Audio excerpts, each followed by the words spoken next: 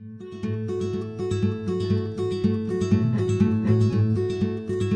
the ESOP Guide.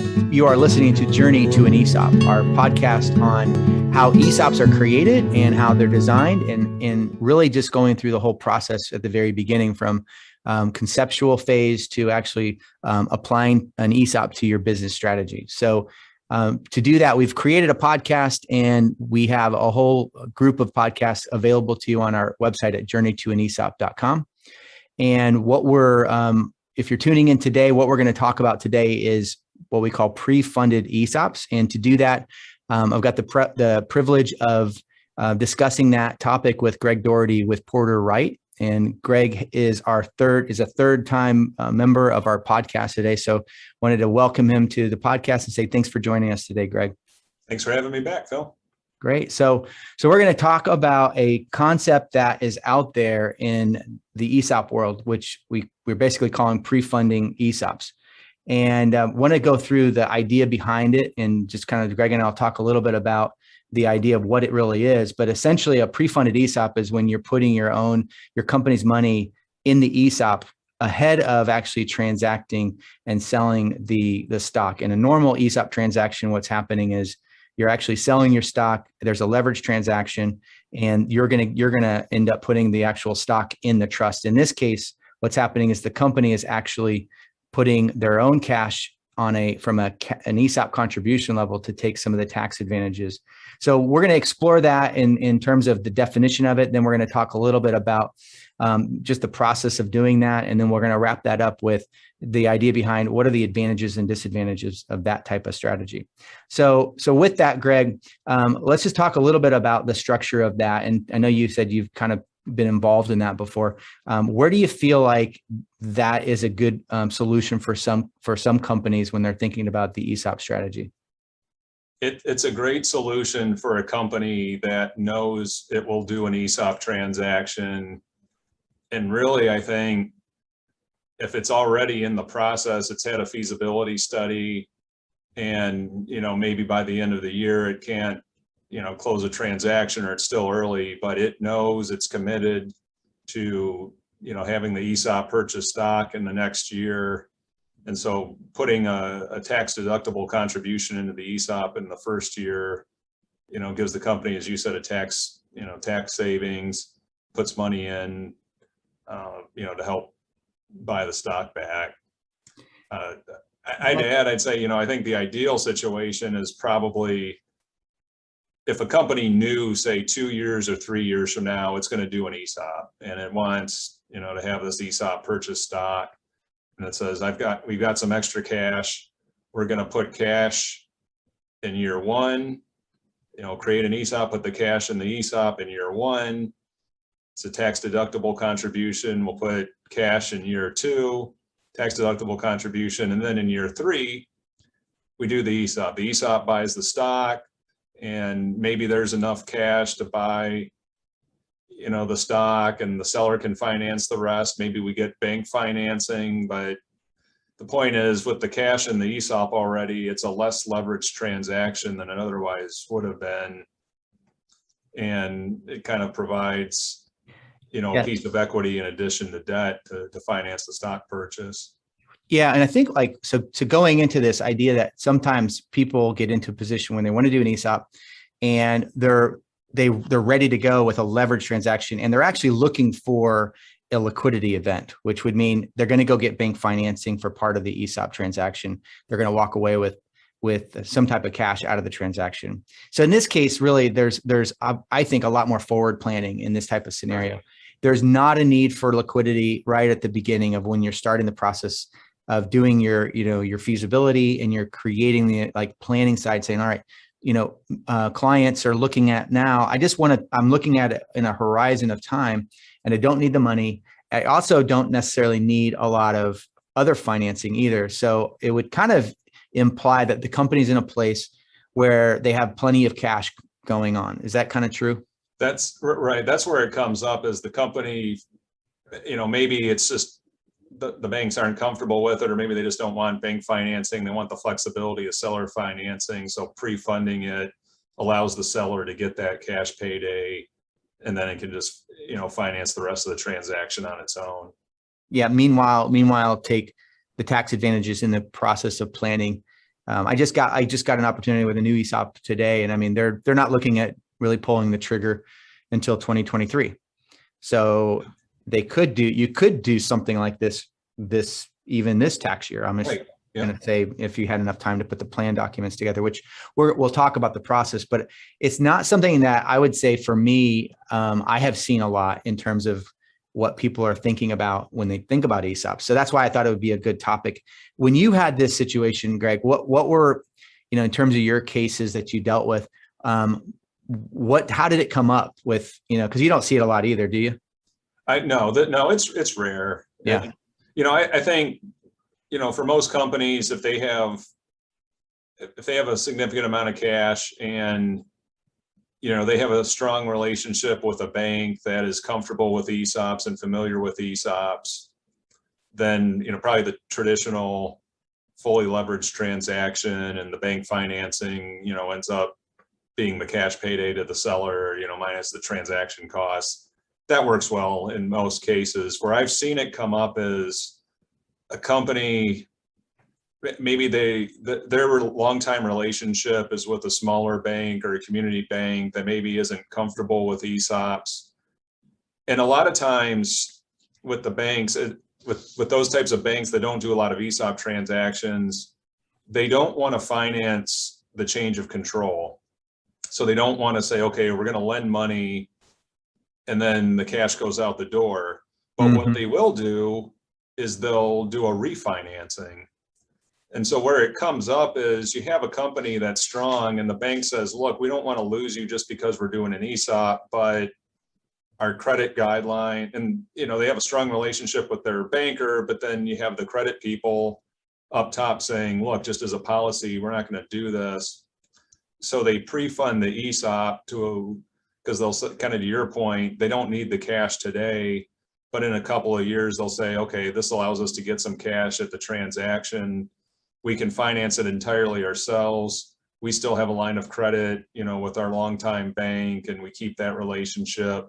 And then usually within the next year, that bank will turn around and say, okay, let's do a refinance and take out a portion of the seller financing piece. It gives the seller a little more cash, and it's good for the company because the bank debt will typically have a much lower rate of interest than the seller debt. And so it's, in a way, it's maybe a little lower payday up front, but then because of that refinancing happening quicker, they probably get more cash, like over a 3-year period, than they would have the traditional way, but maybe a little bit less cash earlier.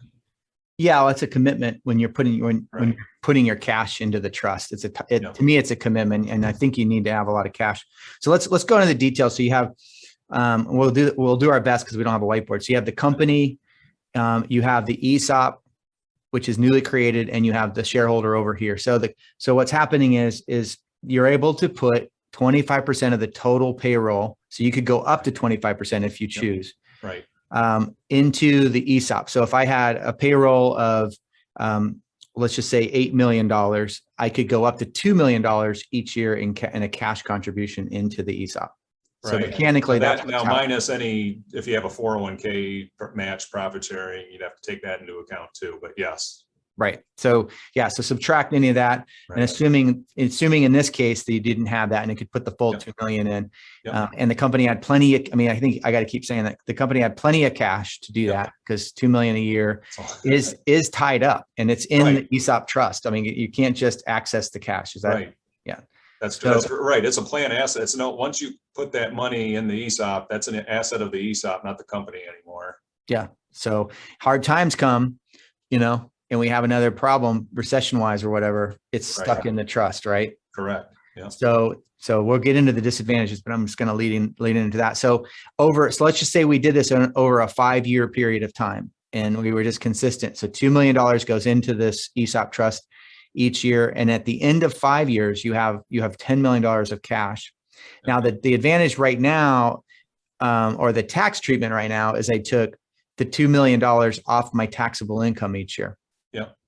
So whatever the taxable income, take 2 million out. So if your tax rate was say 30%, you've just saved 30% of the total 2 million each year. Right. So now I have more money from taxes that was created for the shareholder. So that's one obvious thing that's happening in terms of the planning side. Then within a certain period of time, now the ESOP's going to have to buy out the stock or buy up whatever percentage of stock. So at that point, there's going to be that $10 million is going to represent some value of the total business. And it could be 5%, 10%. It could be more or less than that, depending on what the valuation is. And at that point, before we get there, the employee side of this right now is that they are actually having a retirement account with a cash value to it, or the valuation of the cash, whatever that is. So they have a retirement account of $10 million. They have a profit sharing plan. So maybe to back up, I mean, so if somebody wanted to implement this pre-funding strategy, what they would do is they would first create an ESOP plan. The board would adopt a plan very similar to how the board adopts a 401k or a profit sharing plan. In this case, they're adopting a profit sharing plan that is intended to invest primarily in employer stock. That doesn't mean that the plan has to acquire the employer stock the next day. It just means that's the purpose why we're creating this plan. And, for the first few years in the life of this plan, the company is making cash contributions. And so the participants, have accounts, and it's just invested in cash right now with the intention of building up the cash to buy stock. And then a trust is created as a qualified plan. There has to be a trust that has to be funded, and the assets of the plan are held in the trust, and they're protected in bank, in the case the employer goes bankrupt, because those assets, as I said previously, those are assets of the trust. Those are assets of the employee participants, not of the company. And so you're right. So for the first few years, as the company is putting cash in the trust, the cash is allocated to accounts of the participants, and they have a retirement plan. They have a retirement. Exactly. And so one of the obvious questions from anybody is going to be that, okay, now we're 3 years into this model that we just talked about and created, and 10 people want to leave the company. And obviously we're going to talk about vesting. So let's just assume you did a normal 20% vesting a year. Right. And so with that, what does the company now have to do for those people that are leaving the company? Right. So, maybe so they would be partially vested. So to the extent they're not vested, that money gets forfeited, and it would be reallocated to the remaining participants in the plan. To the extent that they were vested, they'd have potentially a distributable event. And if they wanted to take a distribution, they could. If they wanted to wait, they'd have the right to do that as well. But that's their money at that point, and they'd be entitled to a distribution if they wanted it. Right. So you could have people that walk out and they get some of their money, some of that plan money, so those assets, which is probably not your intention, of course. Right. But it's realistic because every company is going to have some kind of turnover. Nobody's right. Yeah, sure. So I did the math real quick. So you basically, under that structure, tax-wise, you would save $600,000 a year on $2 million contribution. So that could, that's one of the reasons I think people would look at this and say, well, I'm putting 2 million in. I know I'm going to do the ESOP, and I'm saving 600 a year, as opposed to planning the ESOP over 3 years and not doing anything. As opposed to paying taxes on that and then using the 2 million a year to buy you out or in a pre-closing distribution. Yeah, exactly. So the board adopts the ESOP plan. You set it up, and again, let's just go through real quick. A normal transaction, we have to hire a trustee, and that trustee hires a valuation firm, and they also hire an attorney to represent themselves on the transaction. And then the company has the sell-side advisor who hires an ESOP attorney like Greg, and then we do the sell side, and they do the buy side, and we do a leverage transaction. And so you have all of these expenses related to that type of process. And of course, including getting the bank financing, other things like that. In this type of transaction, literally all you're doing is hiring like Greg to do the plan document design. Is that process-wise? That's correct, right? You'd have me do the, write the plan document, write the trust agreement. And to your point, you don't have to hire a trustee at this point. You need a trustee, but the trustee can be yourself or anybody at the company. There's no need for an independent trustee at this point because we're not valuing the stock of the company yet. We're just making cash contributions. So the documentation you need is you prepare a plan document, prepare a trust document, and then you prepare resolutions to have the, take the formal corporate action to adopt the plan and trust. Piece of cake. Well, relatively speaking, it is compared to a normal transaction for sure. Yeah. It's probably like there's another transaction, which is the non-leveraged ESOP, where you do have like a valuation involved. In this case, you don't even have to do a valuation. Exactly. Because it's probably the cheapest way to get an ESOP set up, because you're just having to pay Greg, not these other guys. So, right. So that's pretty good. So from a cost standpoint and a process standpoint, that's kind of how that works. With the going forward, there is a bit of I know we talked about this a little bit. There's a bit of like a window here that we want to, kind of respect the IRS for a second, right, and say that the anticipation from the IRS is that you're actually going to have a real ESOP. Right. So in an extreme example, if I set this up and I let it go for 10 years and I save 600 grand a year in taxes, and I have a ton of cash sitting in the trust, how would the IRS look at that in terms of that type of structure? Because we're kind of anticipating that we need to pull the trigger. You had indicated 1, 2, 3 years. How far would be too far? There hasn't been any rulings on this, but most commentators will say between 3 to 5 years. I don't think anybody's really comfortable pushing it beyond 5 years. I think some of the more conservative ones would say it should really be purchased within 3 years. But I'd say 3 to 5 years. And some of it depends on circumstances.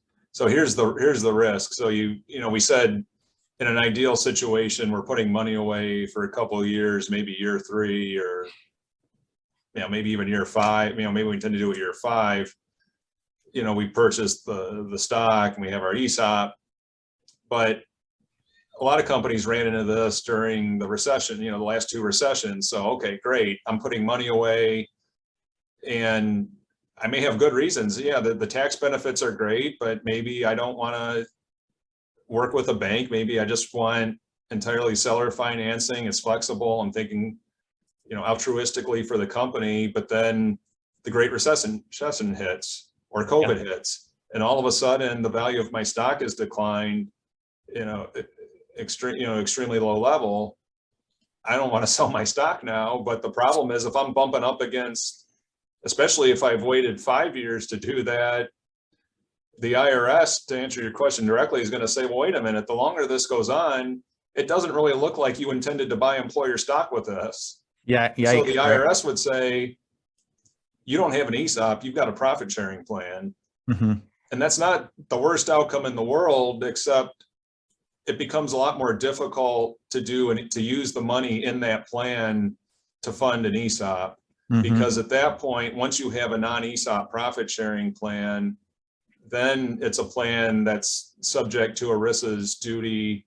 It's all these plans are subject to ERISA fiduciary duties. One of those duties is to have a diverse investment menu. The ESOP is exempt from that because it's designed to invest primarily employer stock. Ooh. The IRS says it's not an ESOP. Now it's a plan that's subject to the duty of diversification. And if you want to convert that profit sharing plan to an ESOP, now you have to make a fiduciary determination that the participants are going to have a better retirement outcome investing primarily in employer stock compared to a broad range of market investments. That's a tough standard. And most of the time, a company wouldn't want to do that. And they'd say, well, we'll just need to create a new plan document. Right.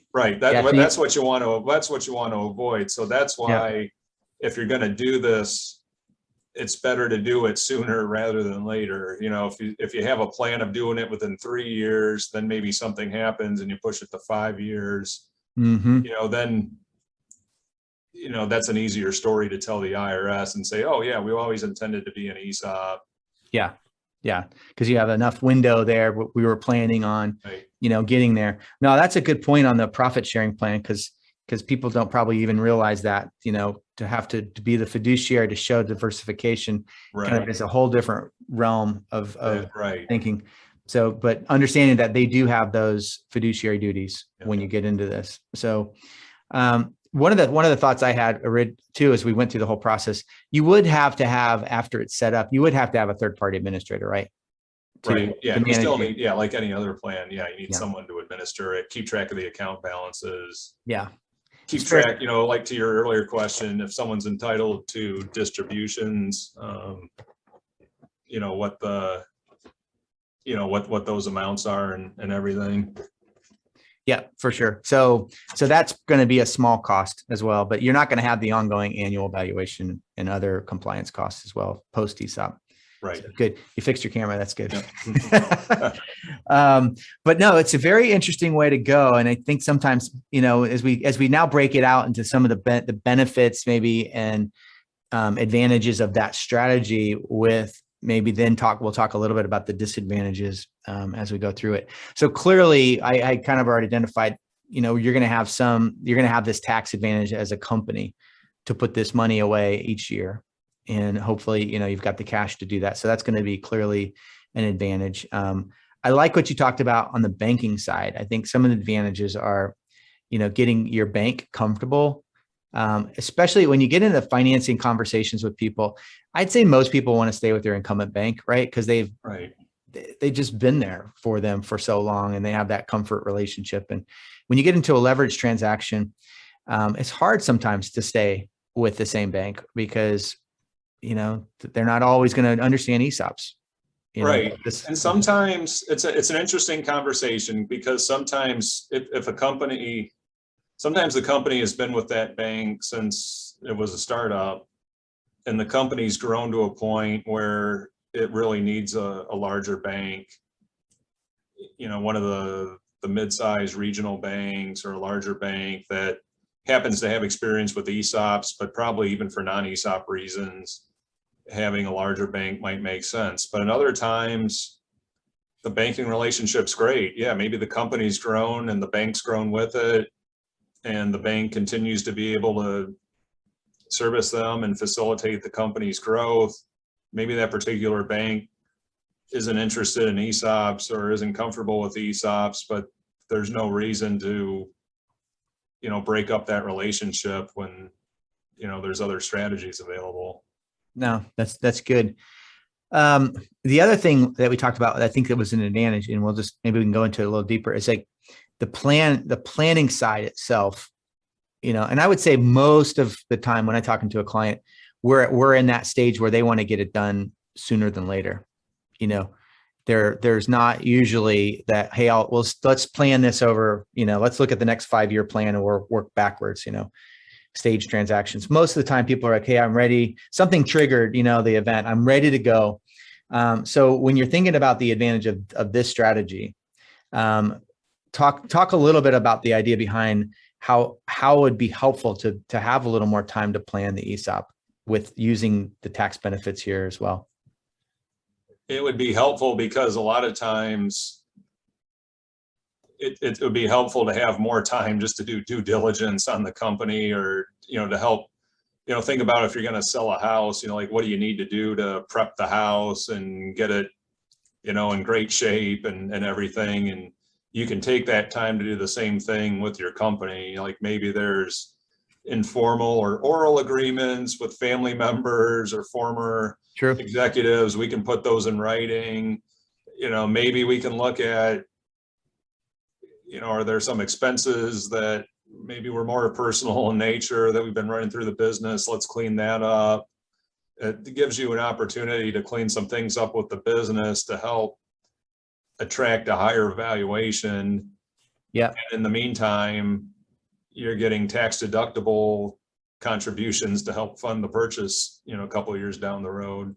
That's good. I think to hover on the valuation side, I think having a very good valuation, for me, you go into this on the advisory side, having a very good valuation model that helps connect the dots in quantitatively between the actual number that's estimated in valuation at the current time. So when you start this planning and really understanding the risk side. So how do you connect the dots with what type of risks that you have in your business that actually increase valuation and actually decrease valuation? So some of the things that you can do in the initial planning is really doing a risk analysis and talking about things like non-competes, things like concentration of customers, or things like supplier chain issues that you might have, or, employee issues, things that actually are real risks. And, we've seen them happen in some cases, like Greg and I have seen this happen where the risks actually materialize. Like with COVID, some of the risks of business actually materialized and the company experienced a downward valuation before we even got them through the ESOP process. Right. If you're, another that you probably point out to a lot of people is, how concentrated is your customer list? And if your business is dependent on one or two customers, take the next couple of years to find new customers or new product lines or new services you can offer to protect yourself. Yeah. I mean, so having a couple of years out is just, it's a lot more fun when you're thinking about it. One of the things I do too is we'll build the forecast at the very beginning, step 2. And the forecast helps us to kind of look at the business plan and have a conversation around, like, what if we do hit, our best case, middle of the road case and worst case. And so now we can quantify those in a valuation model saying, well, if we do hit the best case, we should be here. And what that can do is you can now play with the forecast and back into the model to say, well, maybe our number really is, let's just say 20 million. The guy wanted to get 20 million out of the business and they were at like 10 right now. At what point can we show this thing to be really a $20 million valuation? And then say, now go back to your 3-year plan. And you now have a business plan that says, hey, this is what we need to hit in the forecast. These are the initiatives to de-risk the company. And I think there's a real advantage to that, because it's partly not just a pre-funded ESOP strategy advantage. It's just pre-planning the ESOP in general to get to where you really want to go and make it a real smooth process and not this, let's try to pull it all together. And then, right. And Greg will test this. One of the things that happens in ESOP transaction is you get hit with a, deal structure. So the trustee isn't super comfortable with everything. So they require a clawback, which means basically they're going to have a purchase price reduction if you don't hit your EBITDA targets in that forecast. And some people are comfortable with that and others may not be comfortable with that. But, you can kind of eliminate some of those deal structures by doing some planning like that. So, Absolutely. So any other advantages that you can think of that might be helpful, as far as people thinking about, because it's, like I said, it's rare to see this structure, but specific to the pre-funding. No, I think we've touched on it. If you think, if you're going to do this, but you think having a couple of years to prepare, and you have a strategy for those couple of years, and it's not just, oh, let's kick the can down the road, but it's, oh, hey, yeah, I've been thinking about maybe acquiring, a new division or selling a new division, so prepping the company, you get the tax benefits. And again, you've talked about this strategy with your incumbent bank, and they have a plan, they say, hey, we don't want to finance an ESOP transaction, but we can certainly, refinance the seller debt. Exactly. Then all those things really line up. So one of the thoughts I had, and we haven't really touched on it, and I don't know if we should categorize this in disadvantages yet. So you can help me with it. It's when you think about ESOPs, everybody should just think immediately employees, right? Because the whole first word is employees. So employee connection to the ESOP when it's just funded with cash. And is there an advantage or disadvantage, in terms of how the employees perceive this type of plan? I'd say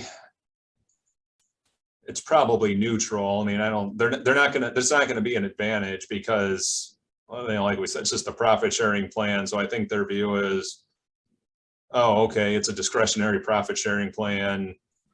That's no different than any other profit sharing plan you might set up. Maybe there's some motivating factor there, but they're not gonna feel the same,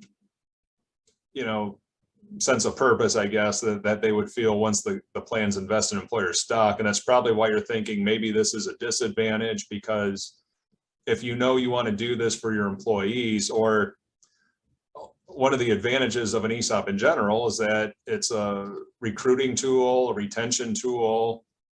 And so the longer you wait to actually buy the stock, you're delaying, those retention and recruitment benefits, for your employees. The longer the employees are going to take to really feel the sense of buy-in and commitment to the company that they have with the ESOP.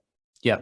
Yeah. So that's kind of where I was going. I think it is probably neutral, except they're getting a benefit when they haven't put anything into it. So that's one nice thing. Like their 401k, they're putting their own money. Right. Within this kind of plan, the benefit is the company's just putting this money in there for them. And so they'll have access to it if they leave, which we'll talk about. So and then the culture side is, how do you connect them? I think the disadvantages is, how do you connect them with the mission of the company, and really understanding that their value of their retirement is correlated in conjunction with the value of the business, so that they can start looking at, the better I do here, the better the value of the business is, and we all start doing better in our retirement. I think that's the disadvantage. I think it's really hard to connect people just to cash that has no ability to grow.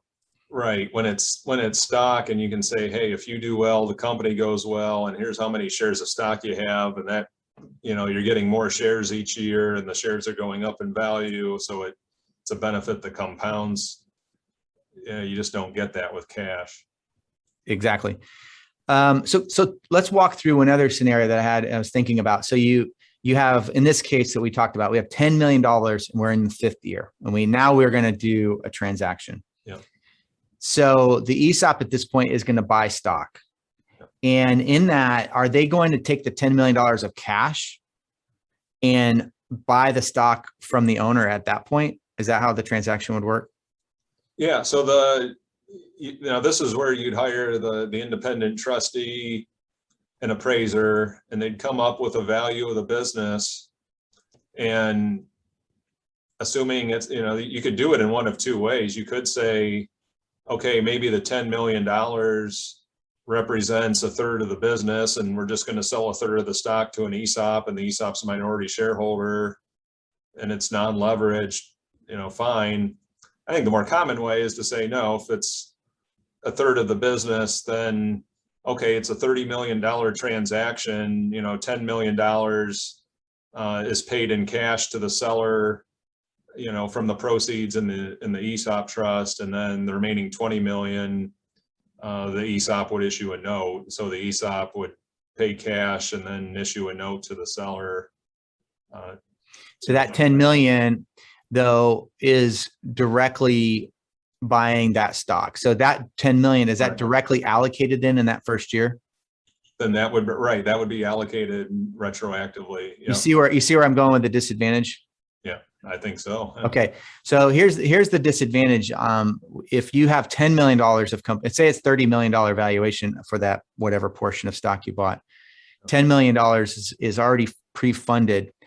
Then $10 million of stock immediately goes into the accounts of the participants. Now they already have accounts set up over that 5 years. So they already had something in there anyways, but now they have 10 million, it's all stock. Right. So now the potential is they got so much so soon, I guess. 1/3 of the total trust is allocated all that stock. So now my participants, we don't have that slow process of allocating out stock on an inside note. So a fully leveraged 100% ESOP transaction, and we do like a 20-year inside note, then we can kind of slowly release that stock over 20 years. People have the long-term plan of, I'm going to build value over a long-term period. Now they have $10 million of value in a very relatively short period. So that to me can be a disadvantage, because too much too soon with repurchase liability and all the other aspects of feeling like suddenly I have $1 million in my account. I don't know. It's probably not that much, but suddenly the employees, when they terminate, and, again, if they're not retirement eligible, you can delay when you actually pay them, but now they're entitled to have the company buy the stock back. And so that's a faster cash hit.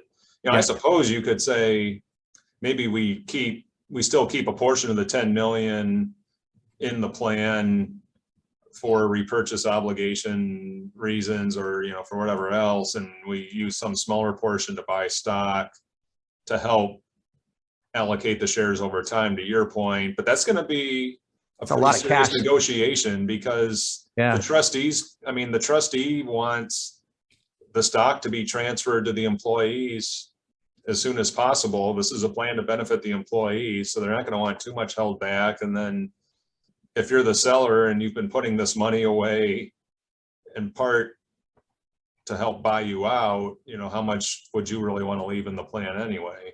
Yeah, you're sitting there thinking, oh yeah, I want that. And that's part of the whole pre-planning thing too, is you're going to want to have something coming out of this, and not have to completely be dependent on the bank, so that to me is like a disadvantage, in that you really do need to think about how much you want to let it accrue.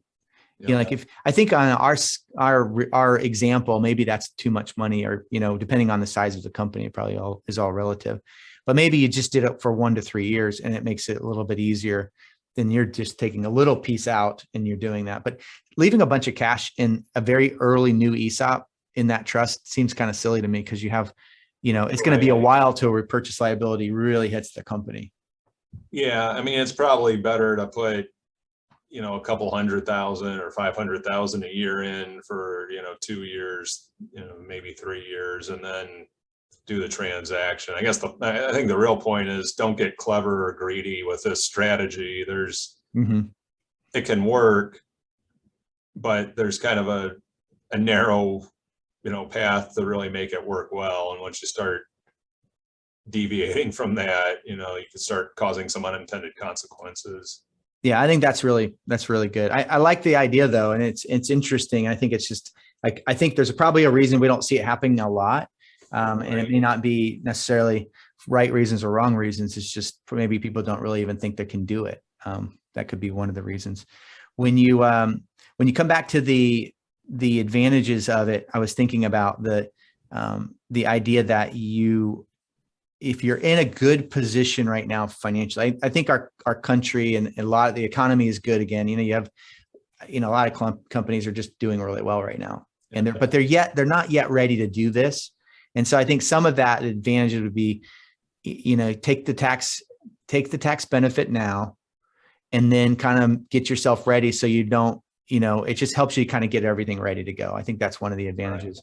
And using your cash wisely when it's put away and you don't have to think about it. So that to me would be one thing. Cost wise too, on the transaction, do you think there's an advantage to reducing the total cost of a transaction? It might a little bit. I mean, certainly doesn't add to the cost. I mean, you're going to have to establish a plan and trust, anyway. So you're maybe getting some of that out of the way, or smoothing some of those costs out, over a 3-year period instead of all at once. The plan and trust, it's not that expensive. I kind of think it's more having the money in the plan to help buy the stock. I think it makes just the conversations and the negotiations with the banks and with that kind of easier.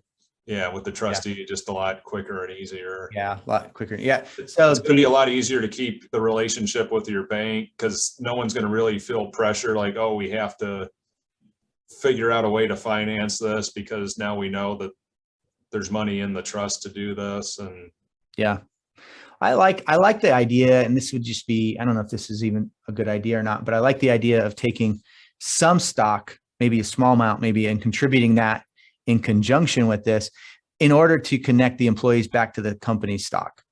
Because I think without that direct link, it's really hard to say, we're an ESOP culture, we're an employee-owned culture. So I don't know if that would be a good idea or a bad idea. Just, like even if you did a small percentage of contribution of that stock plus the cash thing, and do it in combination. Do you think that's an overdoing it?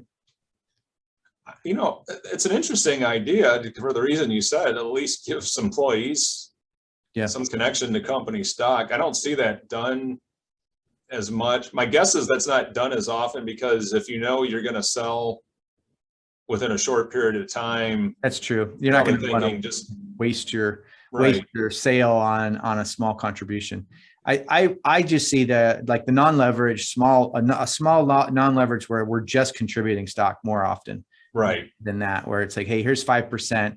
We're not ready to do the transaction, but we want to get people thinking about it. And it's not enough to worry about anybody, but. Right. We're basically saying we want to have some sort of stock incentive type of plan. We've decided that ESOP's the best way to do it. So we're comfortable reserving maybe 10% of the stock, for an ESOP. Yeah. No, that's cool. So anything else you want to add to the conversation? I think we kind of hit what I wanted to do is hit what it was, how it works, what it is, and then just the process, and then kind of go through the advantages and disadvantages. I think we covered a lot of that. I think so. I mean, I think I'd say it's worth thinking about. It's not for every ESOP transaction, maybe not even for most ESOP transactions, but there are situations out there where it might make sense to say, hey, let's, take a portion of our payroll and make some tax deductible contributions for a couple of years to, get a head start on buying us out. But when you do that, it can work well, but again, don't get too creative for your own good with it. It's kind of take the lines there. Take your time, I think, and also always ask your advisors, what their opinions are. Absolutely. I think that's the best thing you can do, and get comfortable with, what they tell you, and ask, and that's why we're doing this, so you can ask the right questions and at least know about it. So with that, that's pre-funded ESOP strategy with Greg Daugherty and the ESOP guys. So it was a lot of fun, Greg. Thank you so much for doing it today. Yeah, I had fun too. Thanks for having me, Phil. Great. So with that, thanks again for listening to the podcast. And if you haven't, subscribe to the podcast and share it with a friend. It really might be helpful for them. And we will look forward to our next step on this journey to an ESOP.